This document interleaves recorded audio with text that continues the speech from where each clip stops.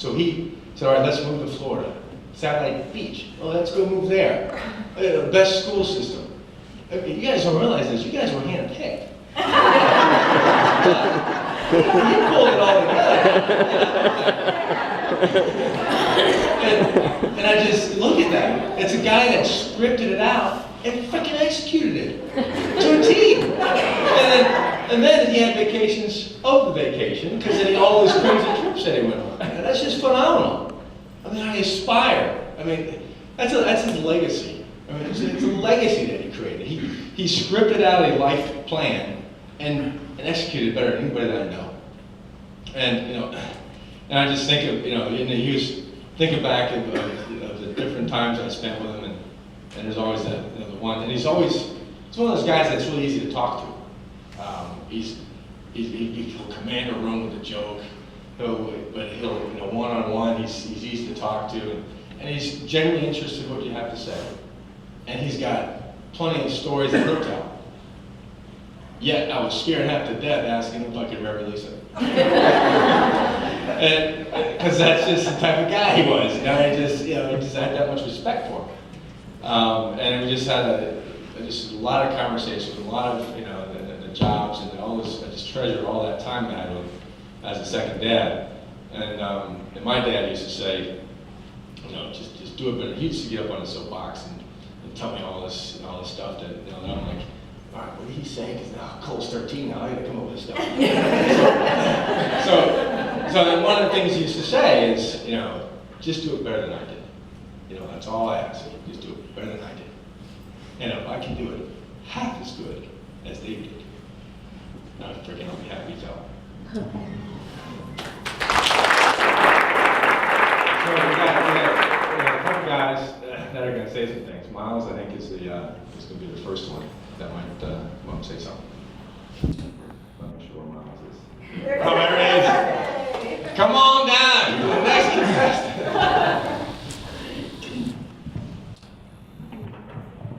There you go, sir. Thank you. Good afternoon, everyone. It's a tough act to follow. And I can't follow it without a script, so forgive me for referring to a few notes that I put together. I'm honored to have known and been a friend of Dave's for many years. I could say he was the very best friend, and humbly say that he might have thought of the same for me. But as we know, Dave was everybody's best friend. Dave and I shared many things in common. We both grew up in southern New England after the World War II years.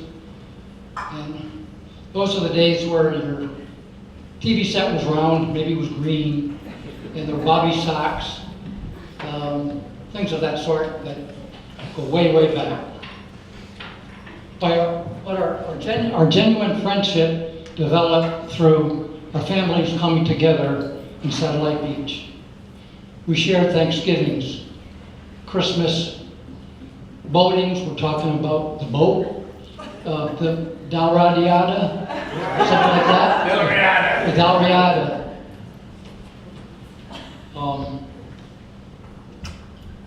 We created a herd of camels that had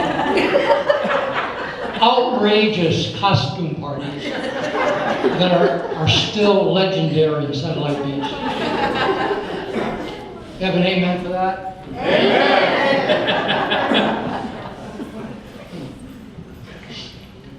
I was often envious of Dave when it came to the subject of what to wear for these costume parties.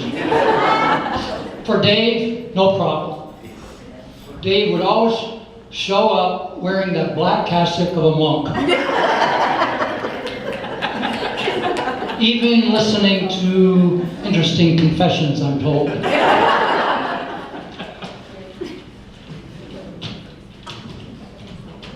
Dave loved to compete. At the pool table, tennis court, racquetball court, and the golf course.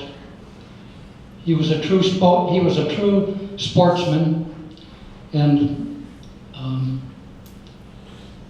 He's a true sportsman who always gave it his best, irrespective of the result. Of course, being from New England, we were both Red Sox and Patriot fans. Upon moving to Florida and separating Kim, Lisa, and David through the University of Florida, he obviously became a diehard Gator. Since Carrie and Susan attended FSU, our rivalry was established. I could really never understand why the fight symbol for the Gators was kind of something like this. How did it go? Look at the kid. Whereas we would always argue that the Seminole da da da da was just a little bit more masculine.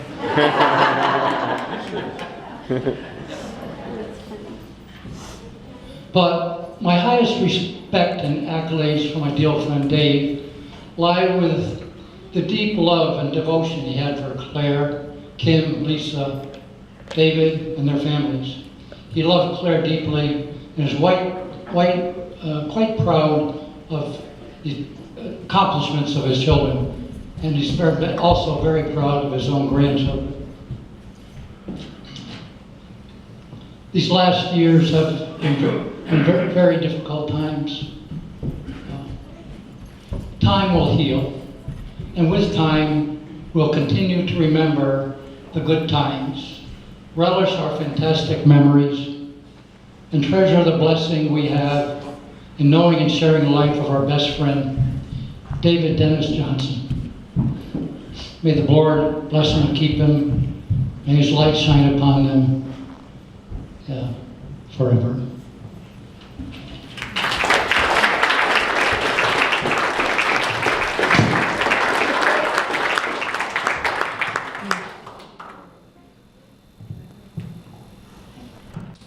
Well, it's me now. Hello, everybody. I'm Bernie. My wife Annalise, Mabel Beauchamp, and Joe Beauchamp. I can only second every word that I heard about Dave, so I won't go into this again. Fantastic memories and everything else. I got to know Dave at Honeywell when we were colleagues. We became friends, and we became friends as families together with the Beauchamps, Claire, Dave, and so forth. There are many, many memories to share, and it would take much too long to share them all with you. But Dave and I, we enjoyed going out to lunches, maybe one time, maybe 2 times a week. And we talked about, God in the world. We never stopped, so we scheduled another lunch to follow up, because it was just fascinating to have conversations with Dave about politics, about whatever else came along. It's really appropriate to say here to Claire and my wife Annalise, they gave us the freedom once a month to have a boys' night out. And boy, we didn't have a curfew. But I gotta tell you, we came home, maybe sometimes 2 or 3 o'clock, but we came home. And we had great times together. And then I heard these stories about the boat. Well, I have a story about the boat to tell. We had a cottage in Maine, and we went up as families to the lake. And one summer night, nice warm summer night, close to midnight, we wanted to go for a midnight swim in our 14-foot little boat. Having towels wrapped around us, getting out. The water line was about 2 inches to the rim of the boat. And sure enough, since Claire and Dave were sitting in the front of the boat, something happened, and the boat started swaying and sank. So, we're grabbing onto the boat, trying to rescue the boat, because it was really sinking down, so we're waddling through the mud. And midnight, most of the people were already sleeping. We saw the lights in the cottages come on, here, here, and here. And we numbnuts out there on the lake trying to pull this boat back in. And of course we weren't very quiet there. So this is one memory I want to share. There are many more.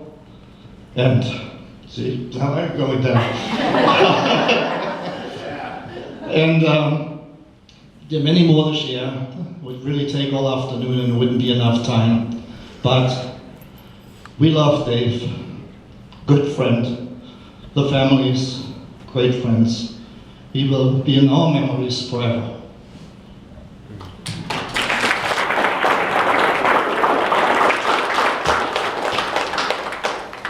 Thank you, everyone, for listening to our stories about Dad.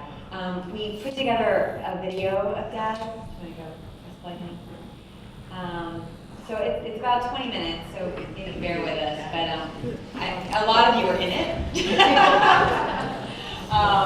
So just enjoy. I think, you know, it was really hard to capture, as Kim said. It's really hard to, I mean, it has a lot of pictures, but even that was hard to capture. It was so hard to choose which ones were the best. So just enjoy and